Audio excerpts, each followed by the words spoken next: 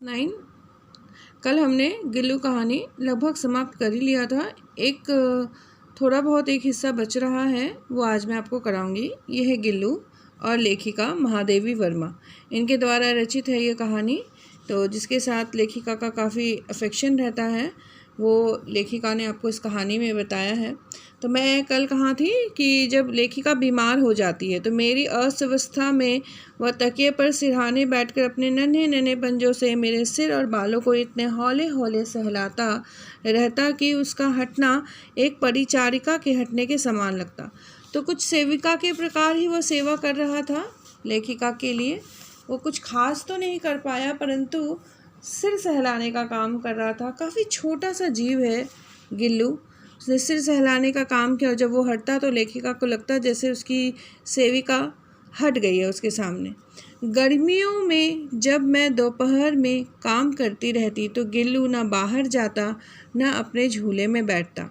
उसने मेरे निकट रहने के साथ गर्मी से बचने का एक सर्वथा नया उपाय खोज निकाला था। वह मेरे पास रखी सुराही पर लेट जाता और इस प्रकार समीप भी रहता और ठंडक में भी रहता। तो गर्मियों का मौसम था। गर्मियों का मौसम आप जानते हैं, दोपहर में लू चलती है और कितनी कड़ी दोपहरी होती है। उस समय लेखिका कहीं बाहर नहीं जाना चाहती थी क्योंकि वह बीमार से उठी थी, तो वो घर पे ही रहती थी। परंतु गिल्लू चाहता था कि वह लेखिका के साथ ही रहे, इसीलिए वह अपने झूले में नहीं बैठता और ना कहीं बाहर जाता। तो वो क्या करता है, एक सुराही जो है उसके ऊपर थोड़ा सा ऐसे टेढ़ा डिज़ाइन होता है। तो ये ऐसे मैंने पिछले बार भी बनाया था, कुछ इस प्रकार से ये एक टेढ़ा डिज़ाइन होता है। यहाँ पे आकृति जो होती है, यहाँ पे गिल्लू चिपट कर लेट जाता और लेखिका के सामने रहता और उसे ठंडा भी अनुभव होता। तो मतलब वो लेखिका से दूर अब नहीं रहना चाहता था, क्योंकि लेखिका एक बार बीमार पड़ गई, एक्सीडेंट हो गया, चली गई, तो उसने काफ़ी दिन उसके बिना बिताया, जो कि उसे अच्छा नहीं लगा। गिलहरियों के जीवन की अवधि 2 वर्ष से अधिक नहीं होती, तो गिलहरी सिर्फ 2 वर्ष जीते हैं, उससे अधिक नहीं जीते हैं। अतः गिल्लू की जीवन यात्रा का अंत आ ही गया। अब 2 साल में आखिरी समय आ गया जब गिल्लू के जीवन का भी अंत हो जाएगा।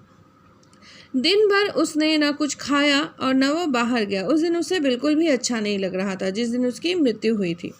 रात में अंत की यातना में भी वह अपने झूले से उतरकर मेरे बिस्तर पर आया और ठंडे पंजों से मेरी वही उंगली पकड़कर हाथ से चिपक गया जिसे उसने अपने बचपन की मरणासन स्थिति में पकड़ा था। तो दिन भर तो उसने कुछ खाया पिया नहीं, कहीं बाहर नहीं गया, बस लेखिका के आसपास मंडराता रहा, उसी के पास ही रहा। और अंत की यातना कहीं ना कहीं उसे भी समझ में आ रहा था कि आज जैसे उसे आखिरी दिन है, इसलिए वह झूले में भी नहीं रहा। झूले से उतरकर वह लेखिका के बिस्तर पर आ गया और अपने पंजे से उसने लेखिका की वही उंगली पकड़ ली, उसी उंगली से वह चिपक गया जिसे उसने जब अपने मरने के समय, जब कौवों ने उसे चोंच से मारा था, मरने की स्थिति थी, उस दिन उसने पहले दिन जब पकड़ा था लेखिका की उंगली, ठीक उसी प्रकार आज मरने के दिन पर उसने वो मरणासन स्थिति में जो उंगली पकड़ी थी, वही उंगली उसने फिर से पकड़ी और रात को वो लेखिका के समीप आकर लेट गया। पंजे इतने ठंडे हो रहे थे कि मैंने जाग कर हीटर जलाया और उसे उष्णता देने का प्रयत्न किया। तो उसके पंजे बहुत ठंडे थे, तो लेखिका को लगा कि इसे ठंड लग रही है, इसलिए उसने हीटर जलाया और कोशिश की कि उसके शरीर को थोड़ी बहुत गर्मी मिले। परंतु प्रभात की प्रथम किरण के स्पर्श के साथ ही वह किसी और जीवन में जागने के लिए सो गया। परंतु जब सुबह उठकर मैंने देखा तो देखा कि प्रभात की जो किरण है उसके स्पर्श के साथ, मतलब जो सुबह की सूर्य की किरणें धरती को स्पर्श करती हैं, जब छूती हैं, उस समय उसने देखा कि गिल्लू हमेशा के लिए सो गया है, किसी और नए जन्म को लेने के लिए। उसका झूला उतार कर रख दिया गया और खिड़की की जाली बंद कर दी गई, परंतु गिलहरियों की नई पीढ़ी जाली के उस पार चिक चिक करती ही रहती और सोन जूही पर बसंत आता ही रहता। तो अब गिल्लू गुजर चुका था, मर चुका था, परंतु लेखिका देखती थी कि खिड़की के पास नई नई प्रजाति की गिलहरियाँ, नई पीढ़ी की गिलहरियाँ आती रहती और आकर चिक चिक करती रहती और सोन जूही के पेड़ पे भी हर साल बसंत आता रहता, फूल खिलते रहते। गिल्लू के मर जाने के बाद उसके झूले को उतार कर लेखिका ने रख दिया और खिड़की की जाली जो है वो बंद कर दी, क्योंकि एक प्रेम हो जाता है छोटे से जीव या छोटे से पक्षी या जानवर के साथ भी अगर वो गुजर जाए तो मन और आत्मा को फिर अच्छा नहीं लगता। सोन जूही पर फिर बसंत आता ही रहता, परंतु अब वो गिल्लू नहीं है जो बसंत में सोन जूही के पेड़ पे कूदता फांदता रहता था और लेखिका को चौंका दिया करता था। सोन जूही की लता के नीचे गिल्लू को समाधि दे दी गई, इसलिए भी कि उसे वह लता सबसे अधिक प्रिय थी, इसलिए भी कि उस लघु घात का किसी वासंती दिन जूही के पिताब छोटे फूल में खिल जाने का विश्वास मुझे संतोष देता। तो सोन जूही का जो पेड़ था उसकी लता के नीचे मिट्टी को कोड़कर गिल्लू को वहीं पे दफना दिया गया, समाधि बना दी गई।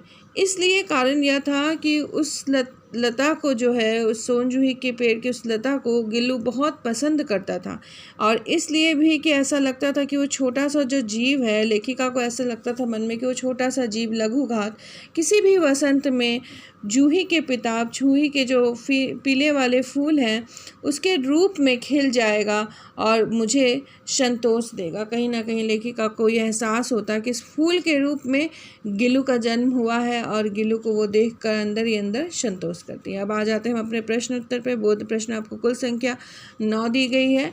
तो चलिए आज पहला प्रश्न और दूसरा प्रश्न मैं करा देती हूँ। ये प्रश्न उत्तर मैंने अपनी कॉपी में लिख रखा है। पिछले वर्ष मैंने बच्चों को इसी से लिखाया था, इस वर्ष भी मैं आप लोगों को इसी से देती हूँ, समझा दूँगी।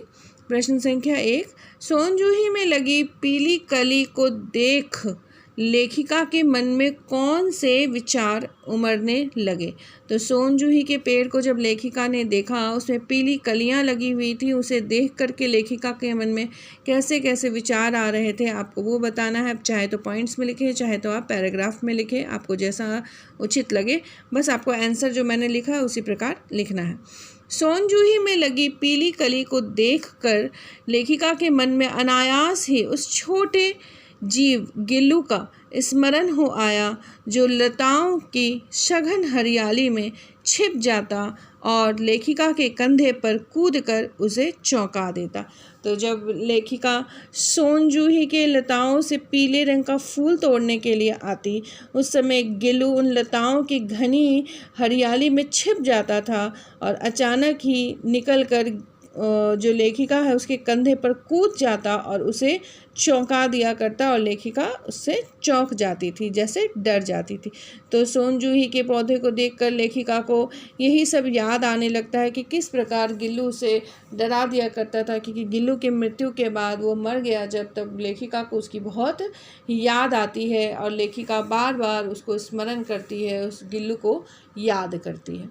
अगला प्रश्न है कि पाठ के आधार पर कौवे को एक साथ समादरित और अनादरित प्राणी क्यों कहा गया है। तो कौवे को लोग आदर भी देते हैं और अनादर भी करते हैं, ऐसा क्यों है। तो कौवे को एक साथ समादरित और अनादरित, आदर करने का और अनादर करने का कारण यह है, उसे यह प्राणी कहने का तात्पर्य यह है कि हमारे जो पूर्वज है वो पितर पक्ष में हमसे कुछ पाने के लिए कौवे के रूप में आते हैं और यहाँ कौवे का विशेष आदर किया जाता है या होता है।